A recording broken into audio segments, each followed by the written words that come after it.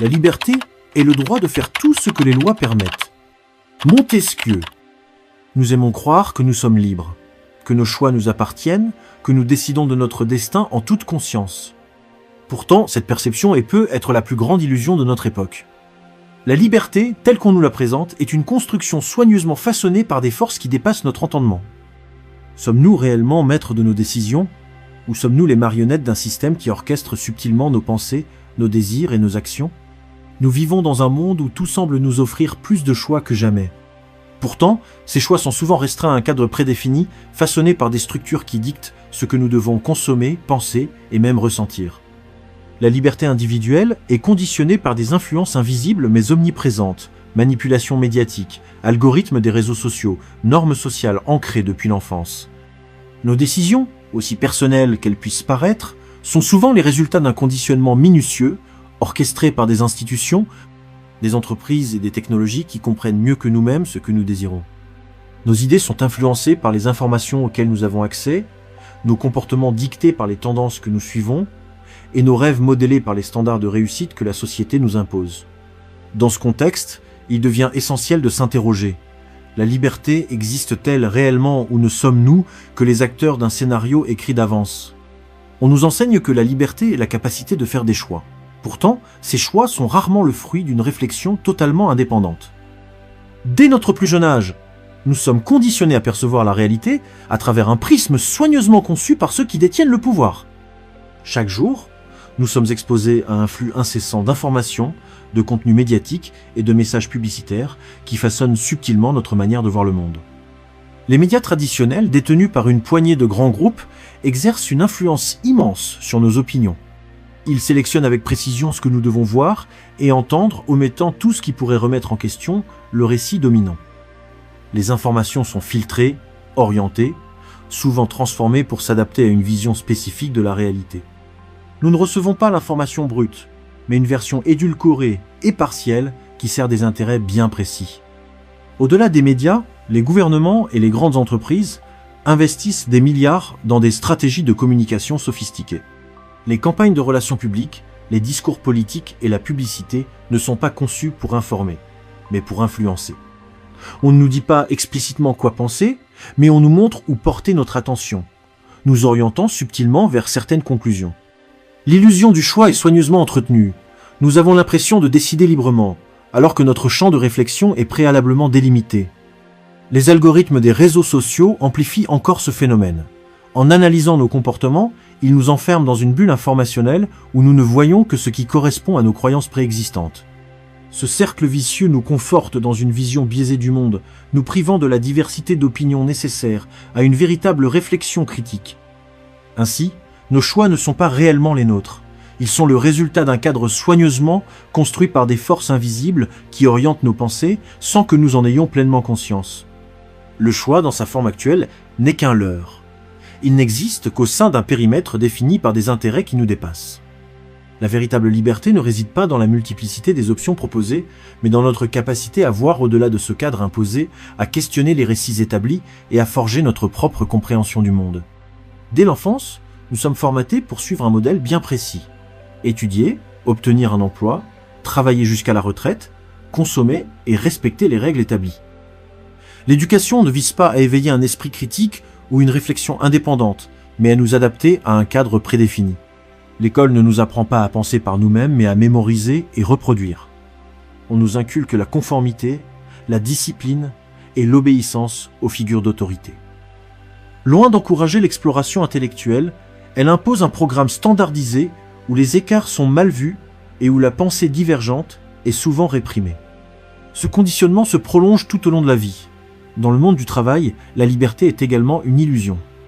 L'immense majorité des individus ne choisissent pas véritablement leur carrière, mais l'acceptent en fonction des opportunités disponibles et des impératifs économiques.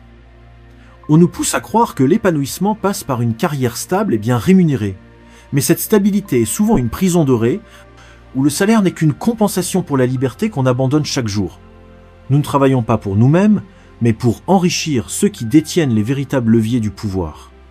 Ceux qui essaient de sortir de ce schéma sont rapidement confrontés à la pression sociale et économique. L'entrepreneuriat est risqué, l'indépendance financière est un privilège difficile à atteindre, et l'autonomie réelle est entravée par des barrières administratives et fiscales. Le système est conçu pour maintenir les individus dans un état de dépendance permanente, où chaque besoin matériel est une chaîne supplémentaire. Et pour nous maintenir dans ce cycle, la société nous pousse à consommer toujours plus.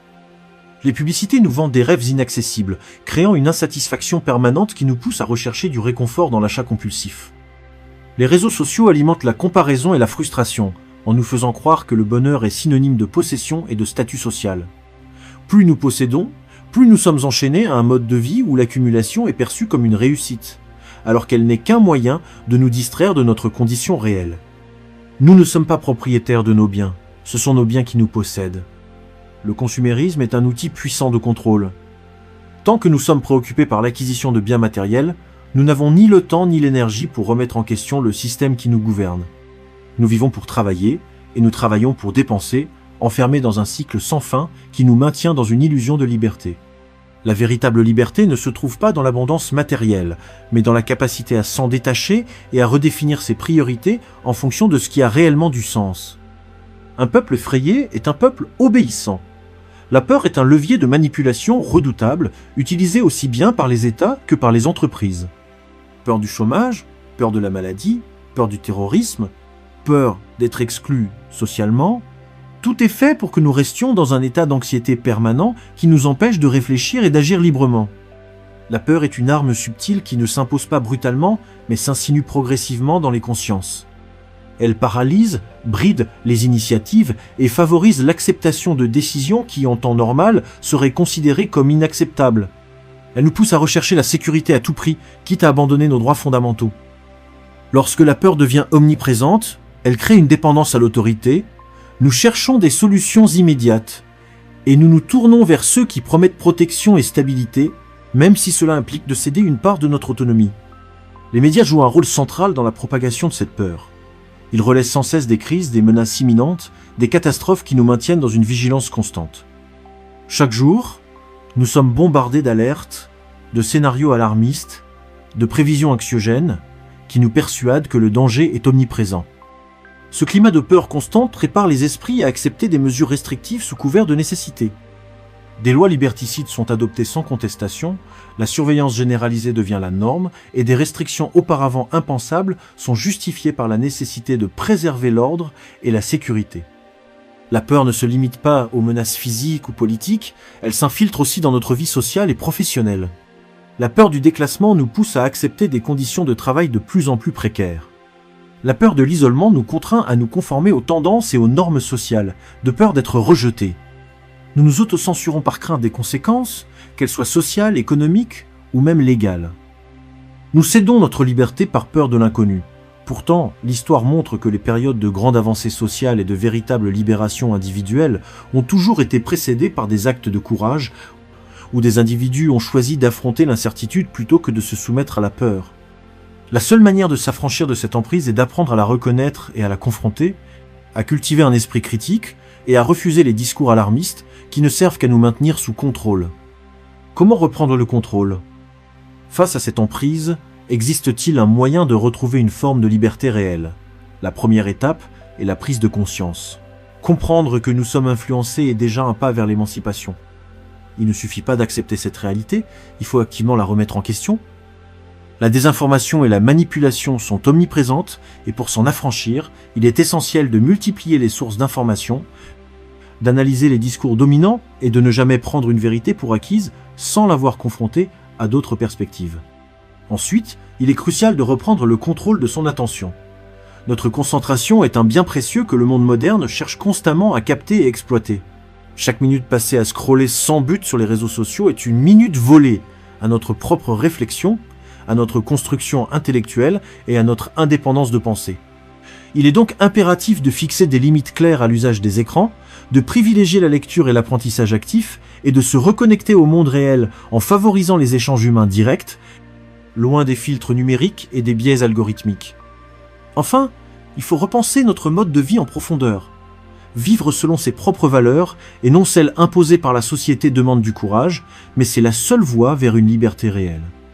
Cela signifie remettre en question la logique consumériste qui nous pousse à acheter toujours plus sans jamais combler le vide intérieur qu'elle génère.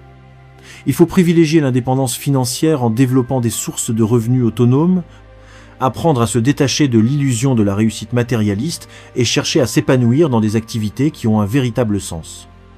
Construire une vie qui nous ressemble implique de désapprendre ce que l'on nous a inculqué et de reconstruire notre existence en fonction de nos propres aspirations profondes, en dehors des dogmes établis et des attentes extérieures.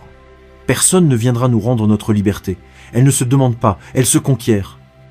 Nous vivons dans une époque où l'illusion de la liberté est omniprésente, mais où les chaînes sont plus subtiles que jamais. Ceux qui veulent être réellement libres doivent apprendre à voir au-delà des apparences, à remettre en question l'ordre établi et à se réapproprier leur destin. La véritable liberté commence dans l'esprit. Êtes-vous prêt à l'embrasser ?